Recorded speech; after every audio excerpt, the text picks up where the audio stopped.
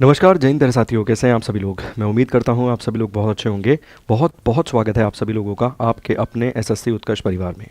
NTPC UG का exam start होने वाला है 16 मार्च से लेकर 27 मार्च तक। आज की तारीख से अगर आप देखेंगे तो तकरीबन तकरीबन एक महीने का समय आपके पास शेष है।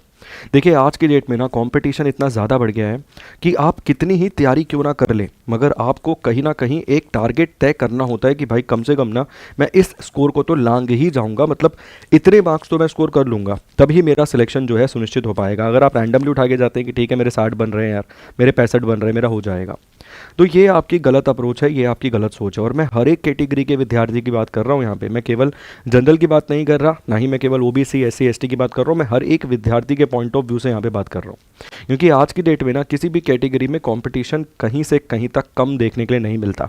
नेक टू नेक फाइट है भाई साहब। एक 0.5 0.3 0.2 से भी सिलेक्शन कई बार आप देखते हैं रह जाता है। तो इस वीडियो में आज मैं डिस्कस करूंगा कि आपकी लास्ट 30 डेज की स्ट्रेटेजी क्या होनी चाहिए, जिसके बेसिस पर आप 80 प्लस स्कोर करने की एक मतलब हौसला दिखा सकते हैं। 80 प्लस स्कोर तक पहुंचने की आप कोशिश कर सकते हैं। इस वीडियो के माध्यम से मैं वो गाइडेंस आपको देने की कोशिश करूंगा। ध्यान से सुनिएगा, एक एक पॉइंट महत्वपूर्ण होगा। मैं हवाबाजी वाली बात नहीं करूंगा सर, वही उन तत्वों पे उन पॉइंट्स पे बात करूंगा जहां पर पॉसिबिलिटी ज़्यादा है। ठीक, चलिए जी। देखो सबसे पहले अगर हम बात करें वैकेंसीज़ के संबंध में, तो हम जानते हैं एनटीपीसी यूजीसी मतलब एनटीपीसी यूजी की जो वैकेंसी आपको देखने के लिए मिलती है अंडर ग्रेजुएट, वो है 3058। बहुत ज़्यादा वैकेंसी नहीं है। मैं ये नहीं कहूँगा कि अरे इतनी वैकेंसी है हर किसी का सिलेक्शन हो जाएगा, वो पॉसिबल नहीं है। ठीक है, इसके अलावा मैं CBT 1 की अगर बात करता हूँ, आप जानते हैं CBT 1 CBT 2 आपको देखने के लिए मिलता है। CBT 1 क्वालिफाइंग इन नेचर है, मगर उसका अर्थ ये नहीं है कि केवल 33% या 45% नंबर लाकर आपका सिलेक्शन हो जाएगा, मतलब आप पेपर को क्वालिफाई कर लेंगे। तो CBT 1 के अगर मैं एग्ज़ाम पैटर्न की बात करता हूँ कि किस प्रकार का पेपर एग्ज़ाम, किस तरीके का पैटर्न आपको देखने के लिए मिलेगा, तो देखिए आप कुल मिला के जो जीके जीएस के प्रश्न हैं वो 40 आपको आपके पेपर में नज़र आएंगे। मतलब जनरल अवेयरनेस के 40 क्वेश्चंस आपको मिलेंगे। साथ के साथ मैथ्स की जब मैं बात करता हूँ 30 प्रश्न आपको मिलेंगे, 30 क्वेश्चंस आपको मिलेंगे। और वहीं जब मैं रीजनिंग के संबंध में बात करता हूँ, किसके संबंध में, जब मैं रीजनिंग के संबंध में बात करता हूँ, तो 30 प्रश्न इसके मिलेंगे। ओवरऑल 100 क्वेश्चंस आपको देखने के लिए मिलेंगे, 100 क्वेश्चंस। ठीक है जी। इसके अलावा अगर मैं बात करूं 1/3 नेगेटिव मार्किंग, 1/3 नेगेटिव मार्किंग आपको यहां पर मिलती है। 1/3 नेगेटिव मार्किंग आपको देखने के लिए मिलती है। साथ के साथ 90 मिनट का समय दिया जाएगा आपको प्रश्नों को डील करने के लिए। प्रत्येक प्रश्न सही करने पर 1 नंबर मिलेगा, गलत करने पर 1/3 1/3 प्रश्न का अंक जो है, मतलब 1/3 जो है नेगेटिव मार्किंग आपको मिलेगी। अब देखिए रणनीति हमारी ऐसी होने वाली है कि हम इसको छू पाएँ, किसको, 80% या 80 प्लस अंक को हम छू पाएँ, हमारी ये रणनीति होनी चाहिए। ठीक है, उसी के हिसाब से बात भी करूँगा। फिर कहूँगा हवाबाजी वाली बात बिल्कुल नहीं करूँगा। ऐसे नहीं कहूँगा कि 40 में से 39 ठीक हो जाएंगे जीके के, वो पॉसिबल नहीं है, वो फिजिएबल भी नहीं है। ठीक है, अब देखो सबसे पहले अगर मैं बात करूँ ना, ये एनटीपीसी की परीक्षा देता कौन है। देखो एनटीपीसी की परीक्षा वो देगा जो CHSL दे रहा है, CGL दे रहा है, MTS भी दे रहा है। और मैं जानता हूँ अच्छे से, चलो एक बार MTS को मैं निकाल दूँ, मैं वो जानता हूँ कि विद्यार्थी जो CHSL दे रहा है, मिनिमम मानते हैं क्योंकि यूजी अंडर ग्रेजुएट है, CHSL जो दे रहा है वो जाके एनटीपीसी दे रहा है। ठीक है, उम्मीद करता हूँ आप मेरी बात से सहमत हैं। देखो भाई CHSL में बहुत बड़ा रोल आपको मिलता है मैथमेटिक्स और रीजनिंग का, 25-25 प्रश्न आपको वहाँ पर नजर आते हैं। तो वहाँ से ना वो दोनों सब्जेक्ट आपके ऑलरेडी स्ट्रॉन्ग हैं। ये नहीं कहा जा सकता कि वो आपको पढ़ने पड़ेंगे या उनकी तैयारी आपको अलग से करनी पड़ेगी। ठीक है, देखो यार जिसने 2 महीने पहले शुरू किया है उसके संदर्भ में मैं ये टारगेट नहीं रखूँगा। कम से कम जो 6 महीने से पढ़ रहा है उसने एटलीस्ट अपने सिलेबस को 70% के आसपास कंप्लीट कर लिया, उसके लिए मैं कहूँगा ये टारगेट है। ठीक है, तो वो विद्यार्थी भाई जो CHSL की तैयारी कर रहा है उसका ये वाला सेगमेंट और ये वाला सेगमेंट तकरीबन मैं मानता हूँ 70% तैयार है, 75% मान लेते हैं लगभग उसका ये सेगमेंट तैयार है। ठीक है, मैथ्स और रीजनिंग का। तो मैं निजी तौर पर अगर आपको कहूं तो आपको कम से कम इसमें 25 प्लस प्रश्नों के जवाब सही देने की कोशिश करनी चाहिए। देखो यार मैं कोशिश ही कहूँगा, क्योंकि देना वो तुम्हारे हाथ में है। क्योंकि अगर तुम 75% के आसपास सिलेबस कवर करके बैठे हो, 75% के आसपास अगर आप सिलेबस कवर करके बैठे हो, तो यकीन मानिए कि अभी आपकी जो स्ट्रेटेजी है वो सही है। ठीक, और सेम मैं कहूँगा कि 25 प्लस के आसपास यहाँ पर आपको जाना चाहिए। 25 प्लस बोलूँगा मैं, ये नहीं बोलूँगा कि 25 प्लस बोलूँगा, क्योंकि अगर आप रीजनिंग जैसे सब्जेक्ट में भी भाई 27-28 प्रश्न नहीं फोड़ेंगे आज की डेट में कंपटीशन को देखते हुए या मद्देनज़र रखते हुए, तो फिर भारी समस्या है। ठीक है, तो एक तकरीबन आइडिया लेके चलते हैं कि भैया आपने 25 प्रश्न मैथ्स के अपनी तरफ से मजबूत कर लिए हैं, बना लिए हैं, इतने आप प्रैक्टिस मॉक में भी सही कर पा रहे हैं। अब आपने 25 यहाँ सही बना लिए और कुल मिला के मैं कहता हूँ 27 प्रश्न रीजनिंग के। देखो यार, ये फिजिएबल है टारगेट। मैंने 30 में से 30 नहीं कहा, मैं जानता हूँ 4-5 प्रश्न मुश्किल होते हैं, हाँ 4-5 मैं कहूँगा मुश्किल होते हैं, इवन मैं कहूँगा 7 मुश्किल होते हैं, मगर यार अगर सारे आसान क्वेश्चन करके नौकरी लग रही होती तो सबकी लग जाती। तो कुछ तो हार्ड प्रश्न भी डील करने पड़ेंगे, इसीलिए मैं कहूँगा अगर मान लो 7 क्वेश्चन रीजनिंग के कठिन हैं, 8 कठिन है, तो उसमें से 4 तो तुम्हें सही करने ही होंगे खुद को साबित करने के लिए। ठीक है, तो मैंने कहा 27 और 25, मैथ्स में भी 25 लेके चल रहा हूँ, ऐसे भी तुर्रम खां जाएंगे जो 29 भी सही करेंगे, मगर तुम्हारे को मद्देनज़र रखते हुए मैं एक लक्ष्य लेके चल रहा हूँ।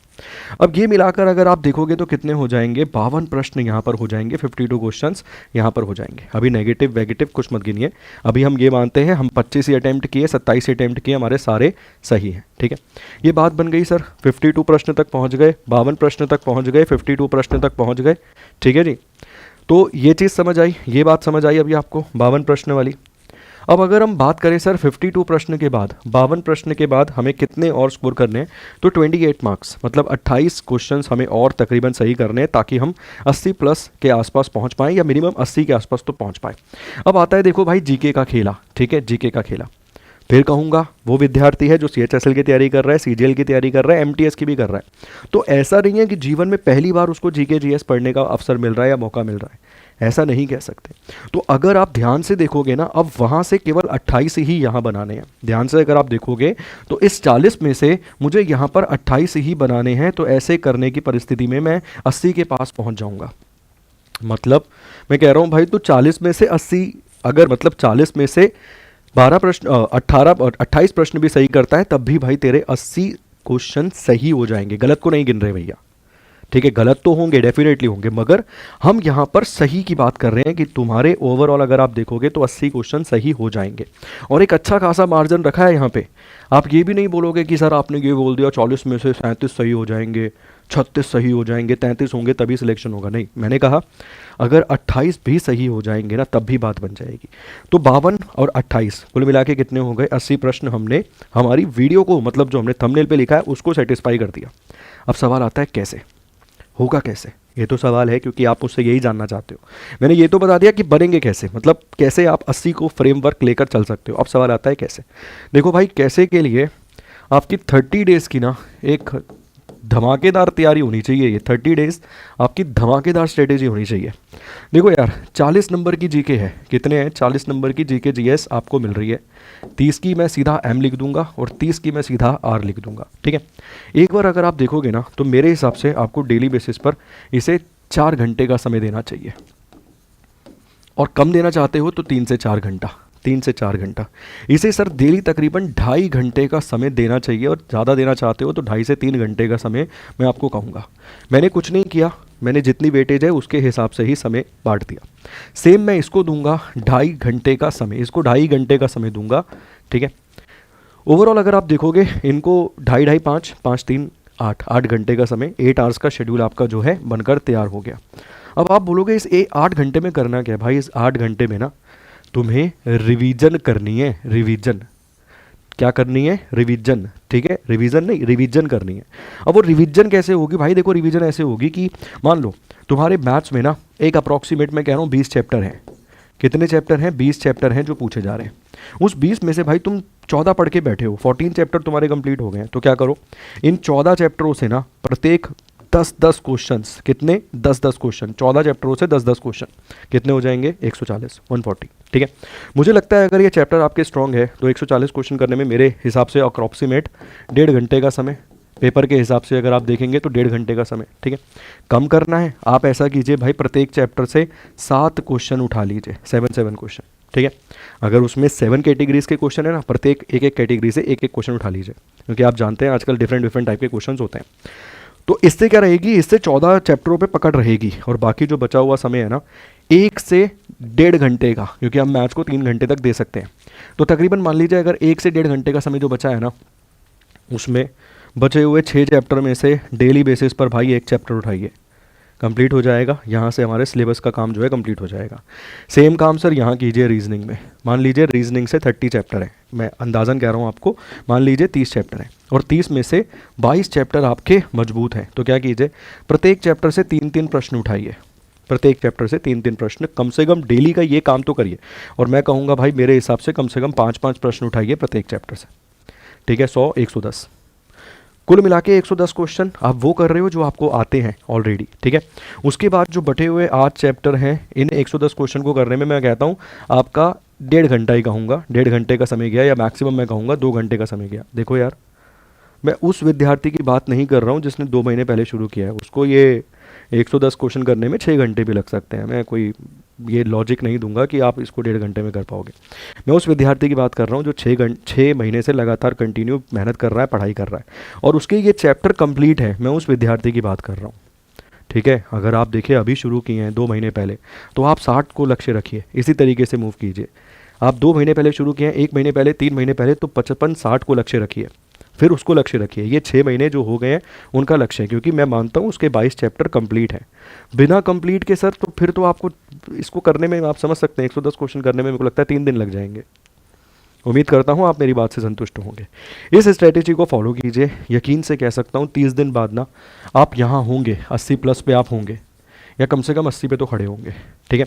सेम काम जीके जीएस के साथ कीजिए सर, सेम काम जीके जीएस। पहले वो चैप्टर्स लिख लीजिए एक जगह कि भाई ये वाले चैप्टर मेरे मजबूत हैं, इन चैप्टरों को मैं करके बैठा हूँ। और सवाल आया, इसकी 1 घंटे की रिवीजन मैं भी करवा दूंगा।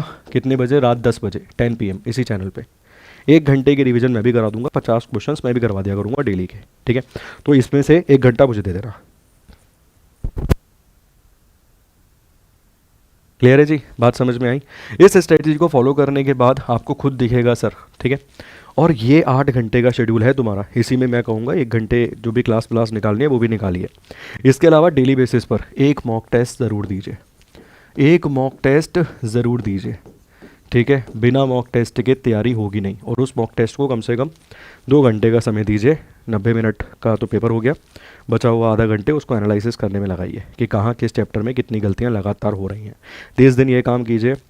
जब पेपर देने जाएंगे ना तो याद करेंगे कि सही ट्रिक बताई थी भाई किसी ने, और ईमानदारी के साथ बताई थी। और उस विद्यार्थी के लिए जो 6 महीने से तैयारी कर रहा है, जो 3 महीने से कर रहा है, इसी को 60 रखो लक्ष्य, 60, क्योंकि तुम्हारे चैप्टर जैसे यहाँ 15 कंप्लीट है, 15 कंप्लीट नहीं है, वही मोटिव से चलो, उसी तरीके से चलो। डेली का 1 चैप्टर भी उठाओगे तब भी बात बन जाएगी, ठीक है।